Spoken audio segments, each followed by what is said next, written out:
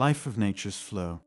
The attachments one has in his mind are the root of his thoughts. Thoughts can also be called a thought mass, which is the body of images one has in his mind due to the existence of his individual self. Those images are what confuse man uselessly. They begin in the thoughts that man has in his mind, and then are directly manifested in his deeds without even thinking. Deeds are no different from thoughts, but since his thoughts precede his deeds, man falls into utter distress. Humans must live in a humanly manner in order to be human, but if man lives a life that is full of turmoil, then he is living a life that is not true.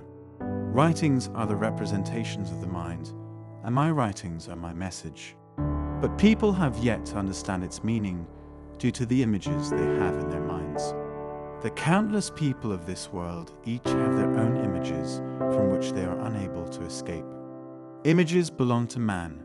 Images are futile. Everyone must recover the Jung and Shin, the true body and mind, know the one truth, and thus wake up from their delusions. The affairs of the universe all follow the flow of nature, but man creates klesha after klesha and performs deeds that stem from his karma. The universe always follows nature's flow, but due to his life, man lives creating habits and karma from which he cannot escape. This is why humans are the most foolish. No matter what, nature alone remains silent. Nature follows its flow without a word, while only humans live creating kleshas.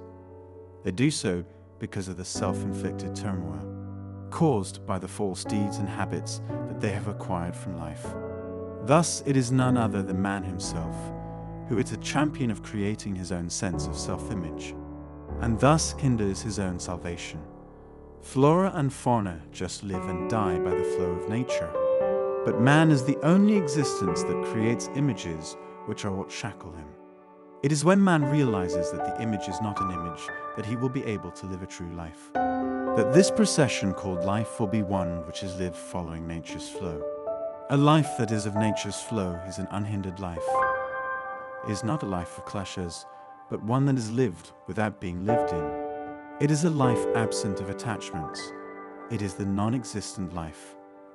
Thus, you must live a life. That is not about eating well or living well, but one that follows the flow of nature. The flow of nature is the universal order. It is the logic of the universe. It is the act of existing as you are without attachments.